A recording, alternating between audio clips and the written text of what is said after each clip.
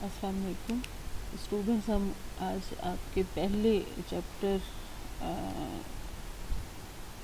آپ کا پہلا چیپٹر میں اسٹارٹ کر رہی ہوں.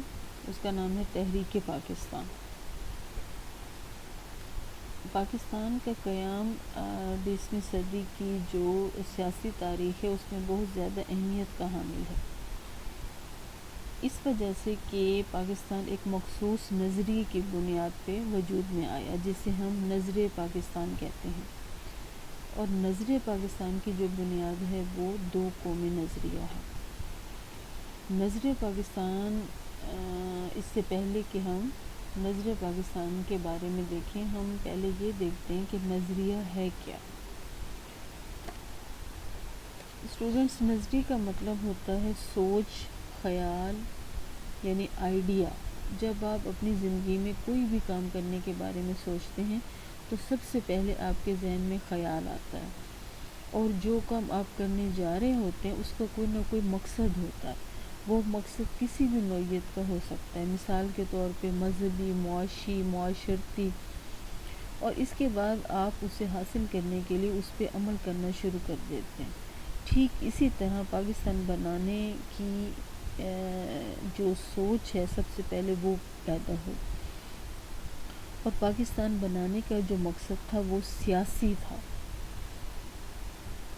اور اس کے بعد اس کو عملی جامہ پہنانے کے لیے پھر تحریک پاکستان کا آغاز ہوا. اسی طرح نظریے کی تعریف انسائکلوپیڈیا بریٹینیکا میں کی گئی ہے. اس میں یہ لکھا گیا ہے کہ آئیڈیالوجی یعنی نظریہ کسی خاص نظام فکر کی روشنی میں سیاسی مسائل کی ایسی توضیح ہے جس میں عملی پروگرام شامل ہو. ٹھیک ہے، اس کے علاوہ آپ کی بک میں نظریے کی جو تعریفیں دی ہوئی ہیں اس کو آپ یاد کریں. آگے ہے دو قومی نظریہ. اب دو قومی نظریے کا مطلب ہے کہ بر صغیر میں کم از کم دو قومیں آباد تھیں، ایک مسلمان اور دوسری ہندو. اب مسلمان ایک علیحدہ اور مکمل قوم ہے، ان کی بنیادی پہچان ان کا مذہب ہے. مسلمان قوم ہر اعتبار سے ایک الگ قوم ہے. ان کے اعتقادات، ان کی تہذیب و ثقافت، ان کی زندگی گزارنے کے اصول بالکل جدا تھے. دو قومی نظریے کے مطابق دنیا کے تمام علاقوں میں بسنے والے مسلمان ایک علیحدہ قوم ہیں، چاہے ان میں زبان، ثقافت، نسل اور رنگ کا فرق کیوں نہ ہو.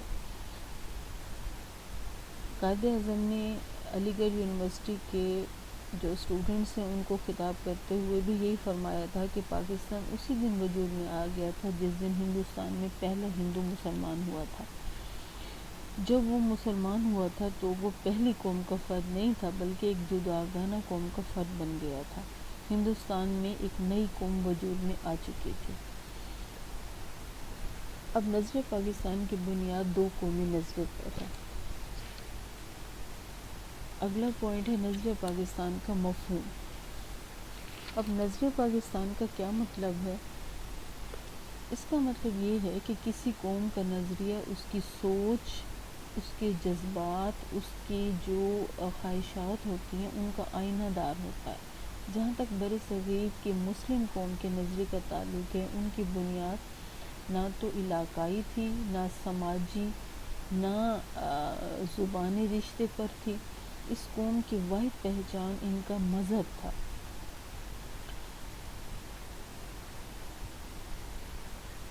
کیونکہ مذہب جو مسلمان قوم کی وجہ امتیاز ہے، اور پاکستان بنانے میں مذہب کا اہم رول ہے.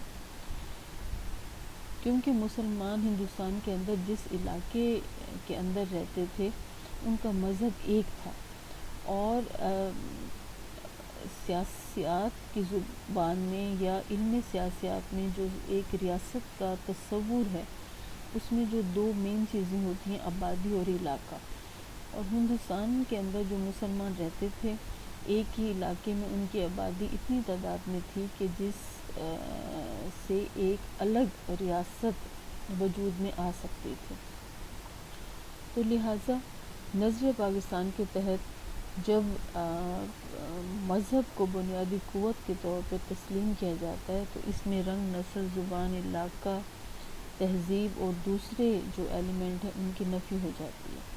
تو یہ نظریہ عبارت ہے اس عقیدے سے جو پاکستان دو قومی تصور کا نتیجہ ہے۔ مسلمانوں کی قومیت صرف اور صرف مذہب کی بنیاد پہ ہے، ٹھیک ہے، اور اسی بنیاد پہ پاکستان کے لیے ایک سوچ، ایک نظریہ پیدا ہوا، اور پھر تحریک پاکستان کی صورت میں 1947 میں پاکستان دنیا کے نقشے پہ ایک الگ ملک کی حیثیت سے ابھرا۔